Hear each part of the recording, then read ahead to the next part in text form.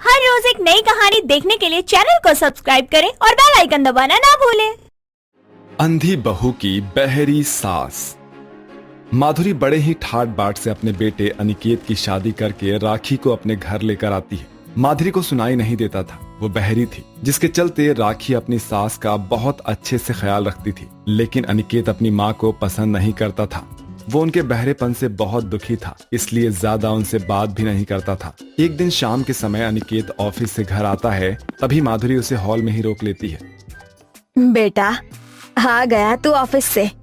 आजा, मेरे पास बैठ। जब से तेरी शादी हुई है तब से तेरे साथ बैठकर सुकून से बात करने को ही नहीं मिला। तुझे राखी पसंद है कि नहीं? तू खुश है कि नहीं बेटा? पूछ तो ऐसे रही है माँ जैसे मैं बोलूंगा तो ये सुन भी लेगी। हाँ माँ, मैं अपनी शादी से बहुत खुश हूँ। क्या कह रहा है तू? तुझे अपनी बीवी पसंद है कि नहीं, मैं ये पूछ रही हूँ तुझसे। पता नहीं क्या इशारे कर रहा है, कुछ समझ में नहीं आ रहा है। बोल कुछ। इशारे तो समझ में आ रहे हैं, बातें क्या समझ में आएंगी।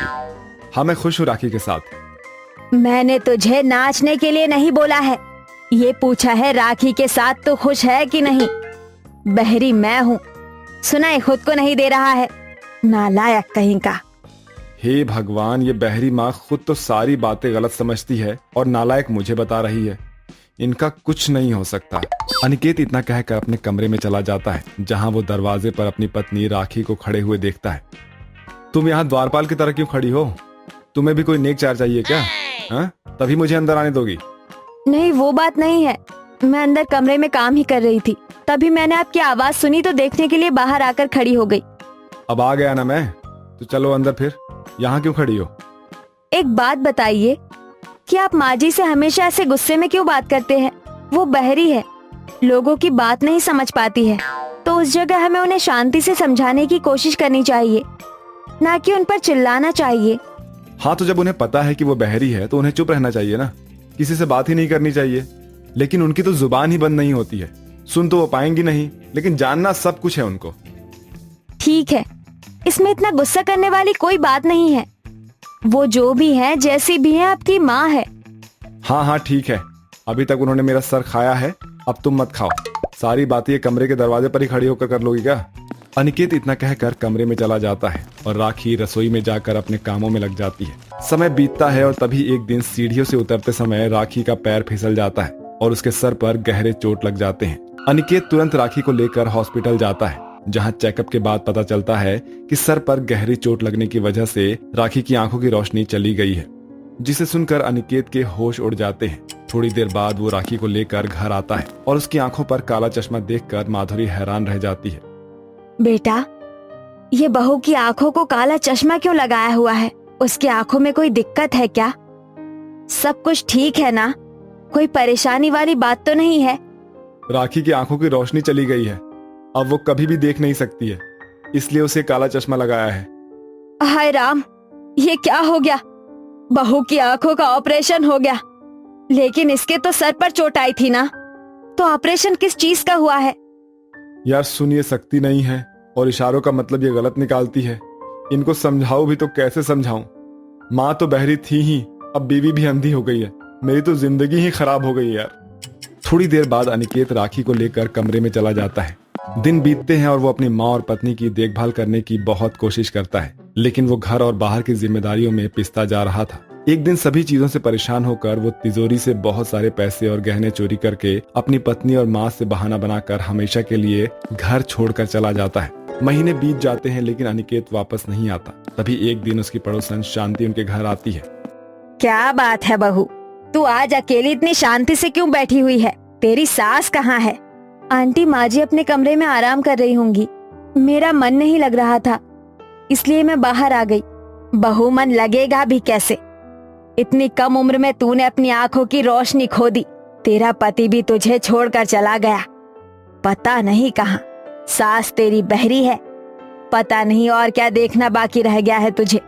आंटी जी, अगर आप मेरी हिम्मत बढ़ा नहीं सकती हैं, तो तोड़िए तो मत। कम से कम मेरी किस्मत में जो लिखा था वो हुआ मेरे साथ।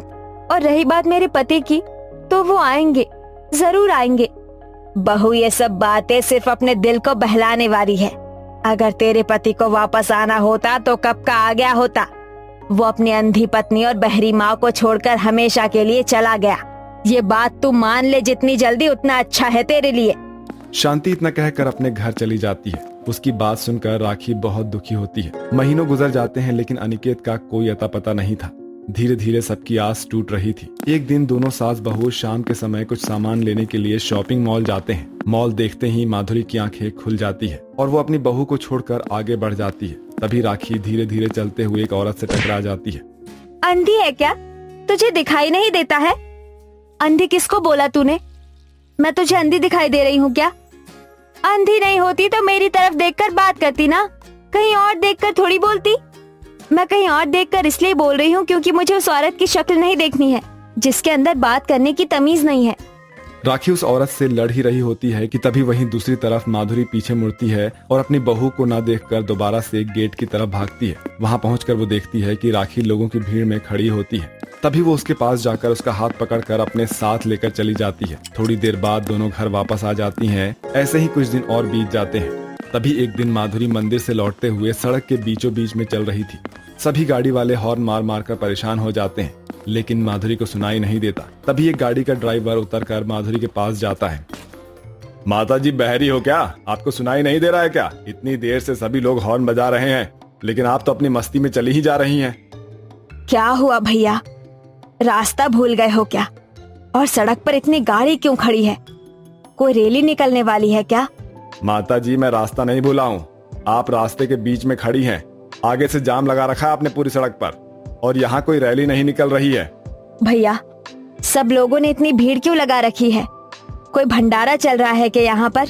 यार लगता है ये औरत सच में बहरी है, तभी तो मैं जो भी बोल रहा हूँ वो सुन ही नहीं पा रही है। इतनी देर से मेरा दिमाग खराब कर रखा है। कभी रैली लगी है बोल रही है तो कभी भंडारा हो रहा है बोल रही है। भैया आप अपने बाल क्यों नोच रहे हैं? तुम्हारे सर में दर्द हो रहा है क्या? अरे यार इस बहरी से बचाओ कोई मुझे, वरना मुझसे उल्टा सीधा सवाल पूछकर पागल ही कर देगी मुझे। अब बस मैं इसे और नहीं समझा सकता हूँ।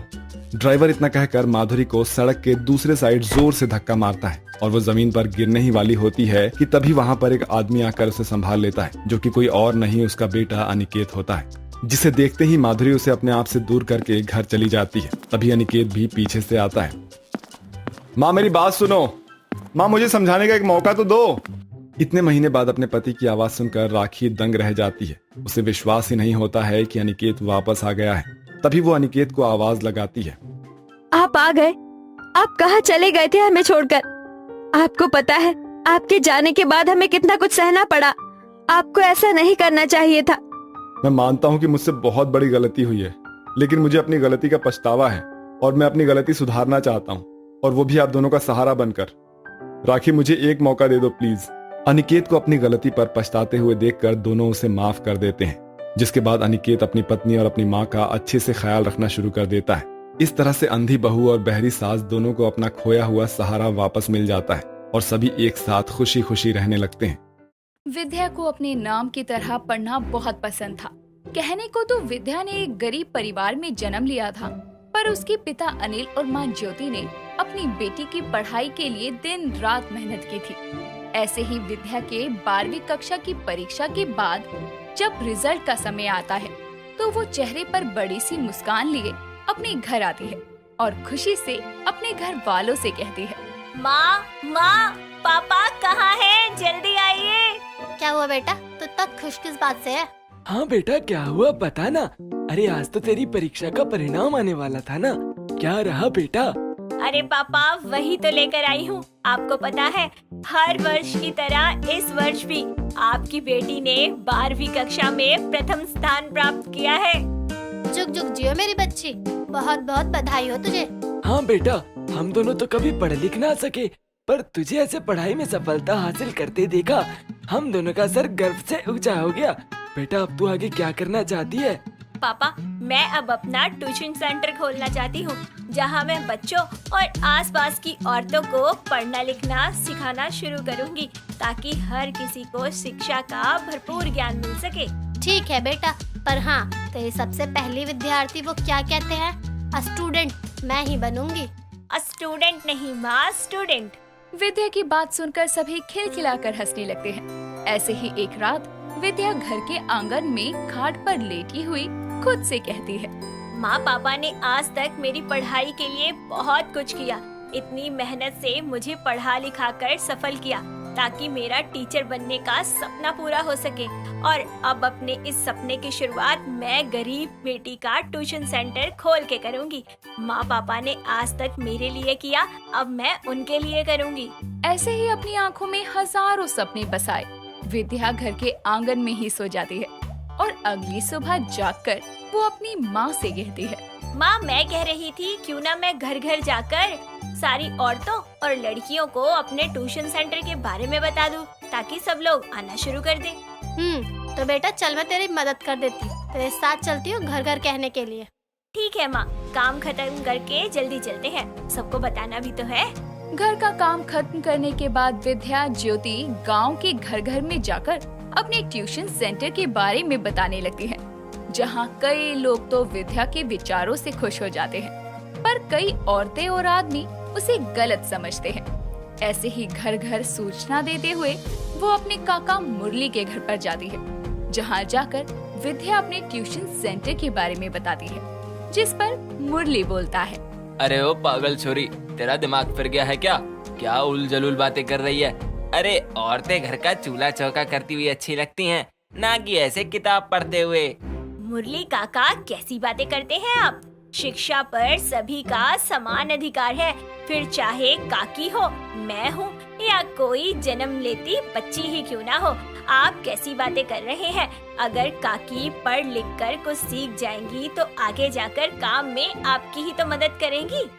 क्यों री, तूने 4 अक्षर क्या पढ़ लिए? अब तू हमें सही गलत बताएगी।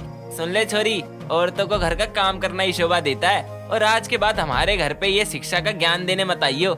मुरली की तेज आवाज सुनकर उसके घर के बाहर काफी लोगों की भीड़ जमा हो जाती है और वो सभी मुरली की बातों का समर्थन भी करते हैं। दोनों माहौल को शांत करने के लिए चुपचाप वहाँ से वापस घर आ जाती है, जहाँ अनिल उन दोनों को परेशान देखकर कहता है, क्या हुआ बेटा, तुम दोनों इतने उदास क्यों हो?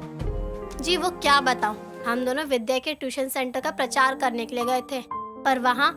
इतना कहकर ज्योति अनिल को सारी बात बताती है, जिसे सुनकर अनिल बोलता है, मैं पहले ही जानता था कि गांव के लोग कुछ ऐसा ही जवाब देंगे। पर विद्या बेटा, एक बात ध्यान रखना, सफल वही होता है जो मेहनत के साथ साथ लड़ता भी है, सहता भी है। इसीलिए अपनी पूरी लगन के साथ आगे बढ़ना बेटा, हम तेरे साथ हैं हमेशा। इस गरीब की बेटी का ट्यूशन सेंटर जरूर चलेगा। अपने पिता की बात सुनकर विद्या के अंदर का आत्मविश्वास और बढ़ जाता है और वो बोलती है, हाँ पापा, आप सही कह रहे हैं। अब चाहे जो हो जाए, ट्यूशन सेंटर तो मैं खोल कर रहूंगी और सबको शिक्षित भी करूंगी। ऐसे ही विद्या अपने पक्के इरादे के साथ अपने घर से थोड़ा दूर एक बरगद के पेड़ के नीचे अपना ट्यूशन सेंटर खोलने का फैसला करती है। वो पेड़ के नीचे की सारी जगह को अच्छे से साफ करती है और वहाँ पर कुछ चटाइयाँ बिछा देती है। साथ ही पेड़ पर एक ब्लैक बोर्ड भी टांग देती है, जिसके बाद वो वहाँ बैठकर सभी के आने का इंतजार करती है, लेकिन वहाँ पर कोई नहीं आता। ऐसे ही कुछ दिन बीत जाते हैं, पर विद्या के ट्यूशन सेंटर पर कोई नहीं आता। पर एक सुबह सरला और विमला नाम की 2 औरतें सेंटर पर आती है, जिसे देखकर विद्या कहती है, आइए आइए, स्वागत है आपका। बेटा, हम अपने घर वालों के खिलाफ जाकर आए हैं, क्योंकि हम जानते हैं कि जब हम पढ़ेंगे तो हमारी आने वाली पीढ़ी भी अच्छे से पढ़ पाएगी। बेटा देख, आज हम लोग आए हैं, कल और भी लोग आएंगे और एक दिन ये ट्यूशन सेंटर भरा हुआ नजर आएगा। जी जरूर, चलिए पढ़ाई शुरू करते हैं। इतना कहकर विद्या अपनी विद्यार्थी विमला और सरला को पढ़ाना शुरू करती है। वक्त गुजरता है और देखते ही देखते विद्या के ट्यूशन सेंटर के विद्यार्थी भी बढ़ने लगते हैं। गांव की औरतें और बच्चे गरीब बेटी के ट्यूशन सेंटर में पढ़ने के लिए आने लगते हैं। धीरे धीरे विद्या अपने ट्यूशन सेंटर के लिए गांव में ही कमरा किराए पर ले लेती है और उसे एक बढ़िया क्लासरूम में तब्दील करती है। पर मुरली से विद्या की ये सफलता देखी नहीं जा रही थी। ऐसे ही एक शाम वो कुछ आदमियों को जमा करता है और बोलता है, अरे तुम सबको कोई सांप सूंघ गया है क्या? अरे तुम्हारे घरों की औरतें पढ़ लिख कर तुम सबसे आगे जाने की कोशिश कर रही हैं। अरे कल को तुम घर का झाड़ू पोछा बर्तन और तुम्हारी बीवियां आराम से बैठकर तुम पर हुक्म चलाने का काम करेंगी। अरे मेरे साथ चलो, हम इस विद्या की लगाई हुई शिक्षा की आग को और बढ़ने से पहले खत्म कर देते हैं। मुरली के भड़काऊ शब्द सुनकर वहाँ मौजूद सभी लोग उसकी बातों में आते हैं और उसी रात गांव के सभी लोगों के सोने के बाद वो अपने भड़काए हुए आदमियों के साथ विद्या के ट्यूशन सेंटर में चुपके से घुस जाता है और वहाँ तोड़ फोड़ कर देता है। साथ ही काफी किताबें भी फाड़ देता है। अगली सुबह जब विद्या वहाँ आती है तो अपनी ट्यूशन सेंटर को ऐसे हाल में देखकर उसके पैरों तले जमीन खिसक जाती है। तभी उसकी नजर जमीन पर गिरे एक रुमाल पर जाती है, जिसे लेकर वो सीधा मुरली के घर जाकर कहती है, क्यों मुरली काका, आखिर आपको क्या मिला ये सब करके? अरे आपको जो कहना था आप मुझसे कहते, मेरे ट्यूशन सेंटर को बर्बाद क्यों किया आपने? ए विद्या, पागल हो गई है क्या? अरे क्या सबूत है कि मैंने किया है ये सब? ये रहा सबूत, देख लो अच्छे से। इस पर आपका नाम लिखा है, मुरली चंद। ये आपका ही रुमाल है ना? अब फैसला मैं नहीं बल्कि गांव की पंचायत करेगी। इतना कहकर विद्या सीधा सरपंच के पास जाती है। गरीब बेटी के ट्यूशन सेंटर को लेकर पंचायत बिठाई जाती है, जहां दोनों पक्षों की बात को सुना जाता है और विद्या कहती है, सरपंच जी, जब आज हमारा देश इतना विकसित हो चुका है कि आदमी और औरत में कोई भेदभाव नहीं है, तो फिर हमारे गांव में इतना भेदभाव क्यों हो रहा है? अरे आज हम चांद तक पहुंच चुकी है, लेकिन हमारे गांव में तो हमें जमीन से ही नहीं उठने दिया जा रहा। शिक्षा पर सभी का समान अधिकार है सरपंच जी, और मैं हर घर शिक्षा पहुंचा कर रहूंगी, सबको शिक्षित बना कर रहूंगी। अगर एक मर्द पढ़ता है तो केवल एक मर्द पढ़ता है, लेकिन जब एक औरत पढ़ती है ना, तो उसकी आने वाली पूरी पीढ़ी पढ़ती है। विद्या की बातें सुनकर पंचायत के सभी लोग उसके लिए तालियां बजाने लगते हैं, जिसके बाद सरपंच भी विद्या के हक में फैसला सुनाते हैं और मुरली को भी दंड स्वरूप ट्यूशन सेंटर का सारा हर्जाना अपनी जेब से भरने को कहते हैं और वापस से गरीब बेटी का ट्यूशन सेंटर पहले जैसा हो जाता है और सब बढ़े के नारे के साथ विद्या अपने गांव की हर महिला और बेटी को शिक्षित करती है। दोस्तों, अगर आपको ये कहानी पसंद आई तो इसे लाइक करें, शेयर करें और कमेंट करके बताएं कि कहानी में आपको सबसे अच्छा क्या लगा।